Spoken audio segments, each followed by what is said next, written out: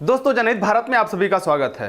दोस्तों, क्या 2024 में कुछ ऐसा होने वाला है जिसका दूर दूर तक किसी को अंदेशा भी नहीं है? और क्या इसकी आहट बीजेपी और मोदी जी को भी लग चुकी है?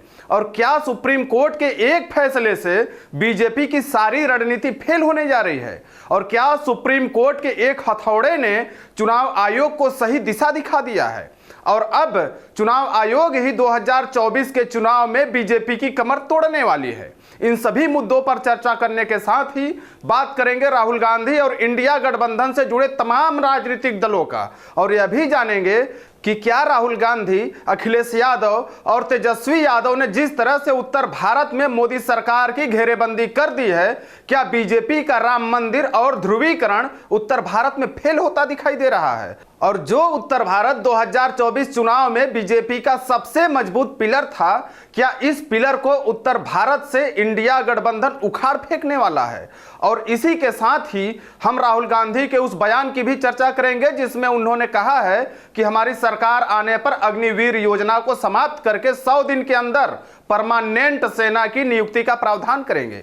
और अंत में एक ऐसी खबर पर चर्चा करेंगे जो अयोध्या के राम राज्य में पर्यटकों और दर्शनार्थियों का स्वागत करने के लिए चोर उचक्के और लुटेरों से संबंधित है, और जो अयोध्या में इनका स्वागत करने के लिए सीना ताने घूम रहे हैं। और यह लूटपाट और छिनैती अयोध्या के राम जन्मभूमि थाने के नाक के नीचे की जा रही है। और पर्यटकों के साथ इस घटना को द वायर के एक वरिष्ठ पत्रकार ने उजागर किया है और गोदी मीडिया पर सीधा आरोप भी लगाया है कि इन खबरों को इसलिए दबाया जा रहा है ताकि लोगों के अंदर त्रेता युग और राम राज के खिलाफ भावनाएं पैदा न हो और 2024 के लोकसभा चुनाव में सत्ता पक्ष को कोई नुकसान न होने पाए।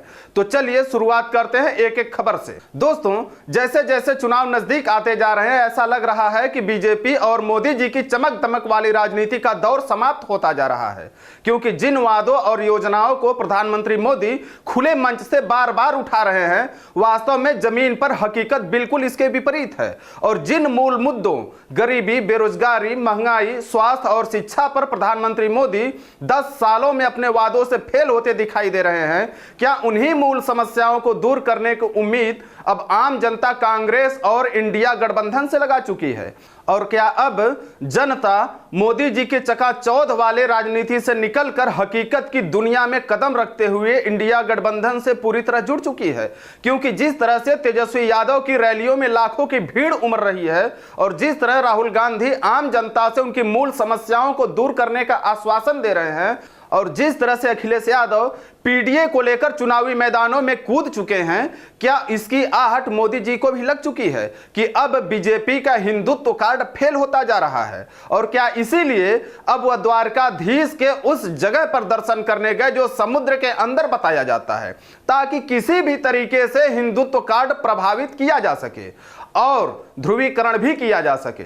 और बीजेपी के सामने एक और भयंकर वाली समस्या भी आ चुकी है, जिसमें चुनाव आयोग ने साफ साफ बोल दिया है कि जो भी पार्टी जनता से वादा कर रही है, उस वादे को परखने का अधिकार भी मतदाताओं को है। यह वादे सच्चे हैं या झूठे हैं और इनकी फंडिंग कहां से होगी? इसलिए चुनाव आयोग ने सभी राजनीतिक पार्टियों को अपने वादों का खुलासा करने के लिए एक प्रोफार्मा भी तैयार किया है। और तमाम राजनीतिक दलों द्वारा चुनाव आयोग से मांग की गई है कि धन बांटने और मुफ्त की सुविधाओं पर अंकुश लगाया जाए। और कई दलों ने फर्जी वोटरों, शराब वितरण और ऑनलाइन तथा ऑफलाइन कैश ट्रांसफर को रोकने की कार्रवाई की भी मांग की है। दोस्तों, क्या इन सब चीजों पर चुनाव आयोग बंदिश लगाने में सफल हो पाएगी? और यदि इन सब पर बंदिशें चुनाव आयोग ने लगा दी तो इलेक्टोरल बॉन्ड के तहत मिलने वाले ढेर सारे धन का इस्तेमाल भाजपा कैसे कर पाएगी? क्योंकि सबको पता है कि 2/3 से ऊपर धन केवल बीजेपी को ही प्राप्त हुआ है, और जिसको सुप्रीम कोर्ट ने अपराध की श्रेणी में रखा है।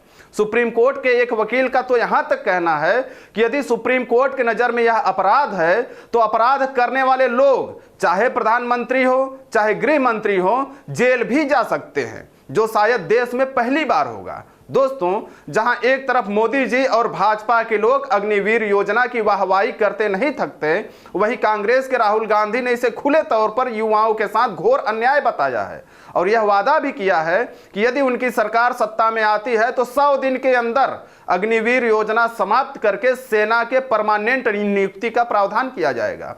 और सेना की सारी सुविधाएं पहले जैसे कर दी जाएंगी।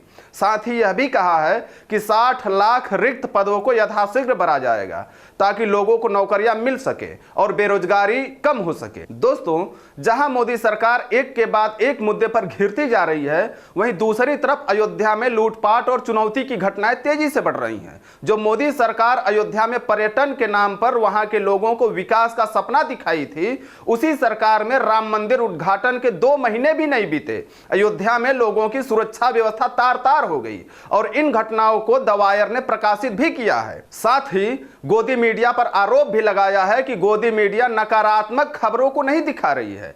आप स्क्रीन पर भी देख सकते हैं कि अयोध्या के राम जन्मभूमि में लूटपाट और चुनौती के शिकार होने वाले तेलंगाना और कर्नाटक के श्रद्धालु किस प्रकार से फरियाद लेकर पहुंचे हैं।